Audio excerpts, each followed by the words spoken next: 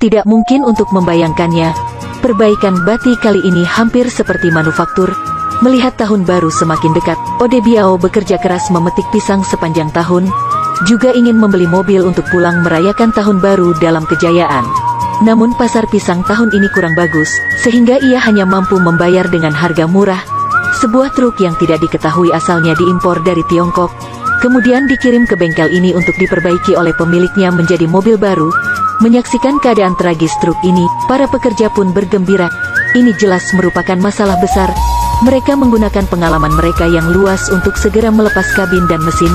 Untungnya, hanya tangki oli rakitan mesin yang sedikit berubah bentuk. Jika Ode Biao tidak hanya perlu mengganti mesin Cummins ini, maka akan bangkrut. Namun, sinar itu tidak seberuntung itu. Setelah as roda depan dan aksesorisnya dilepas, terlihat jelas bahwa bagian depan telah berubah bentuk sepenuhnya. Tapi bagi para master, asalkan masih ada sketsanya, itu bukan hal yang buruk.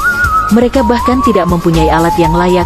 Selama proses perbaikan balok, mereka harus bergantung sepenuhnya pada pekerjaan manual untuk memperbaiki posisi yang sedikit berubah bentuk dengan menggunakan katrol, kemudian panaskan dan palu untuk memperbaikinya.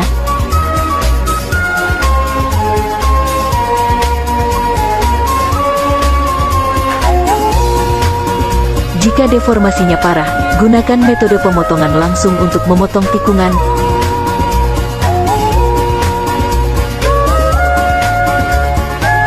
Setelah dipotong, dapat dengan mudah diluruskan menggunakan katrol. Para pekerja membutuhkan waktu hampir 1 pagi untuk memperbaiki garis kasar pada salah satu sisi balok. Mereka merasa cara ini tidak efektif. Jadi saya menemukan kerekan dan mengikatnya ke balok di sisi lain. Saya bermaksud menggunakan kekuatan kerekan untuk menarik balok di sisi lain ke posisi semula. Namun sayangnya bersikap tergesa-gesa tidak akan membantu. Cara ini pada dasarnya tidak efektif. Jadi mereka tetap harus memanaskan dan mengocoknya secara bersamaan. Dan gunakan katrol untuk mengembalikannya ke posisi semula sedikit demi sedikit.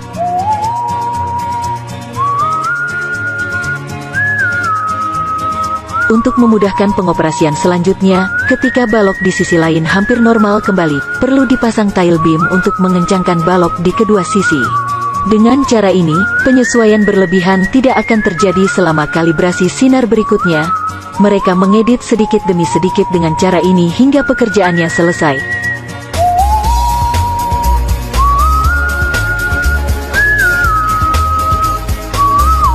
Ketika pengeditan hampir selesai, orang-orang mulai menggunakan pengelasan listrik untuk mengelas celah yang baru dipotong. Untuk memperkuat balok, pengrajin juga akan memasang pelat baja setebal hampir 1 cm di bagian bawah balok.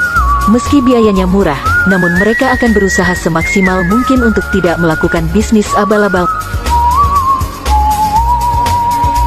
Agar terlihat lebih bagus, setelah mengelas pelat baja di bagian bawah, pengrajin akan mengangkat angle grinder dengan hati-hati dan menggilingnya hingga pinggirannya rata dan halus.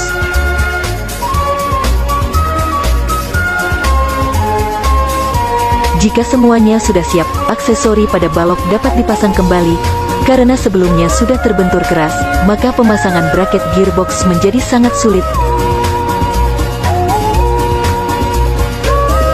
Yang parahnya, pengait derek di atasnya malah tidak berfungsi lagi.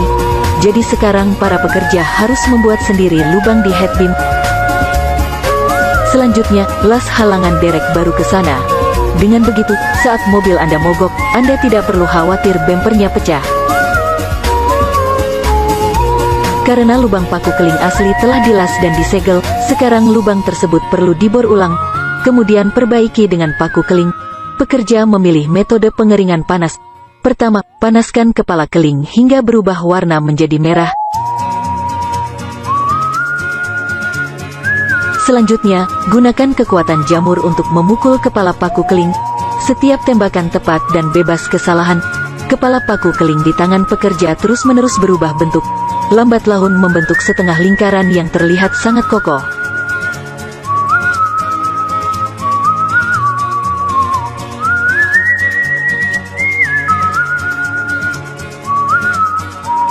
Saat suku cadang mobil diperbaiki, hari sudah gelap. Para pekerja kelelahan. Namun untuk segera memasang bagian depan yang telah diperbaiki dan menyerahkannya ke Ode Biao sesegera mungkin, mereka memutuskan untuk terus bekerja lembur. Keesokan paginya hari masih gelap, mereka berangkat kerja dan memulai hari kerja baru. Seluruh mobil sekarang memiliki tepi yang kasar.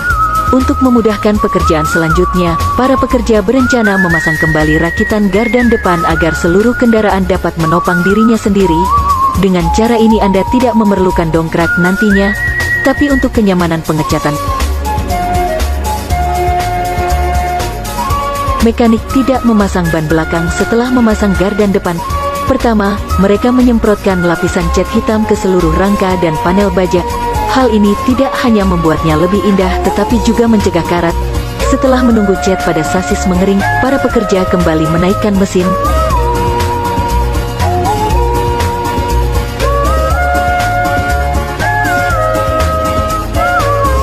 Setelah dibersihkan, mesinnya tampak jauh lebih baik. Kapasitas segera meningkat. Selanjutnya, hanya membutuhkan waktu 1 hari untuk memasang dan menyiapkan aksesoris lainnya. Setelah 3 hari persiapan yang matang oleh para empu, setiap sudut mobil kini seperti baru. Keahlian para pengrajin sungguh luar biasa. Selain itu, plat nomornya juga sangat terlihat dan mencolok layaknya pemilik mobil. Jika Odebiao mengendarai mobil ini pulang untuk merayakan Tet, bibi ke-7 dan ke-8 di desa itu pasti akan berlari untuk memperkenalkannya kepada seseorang.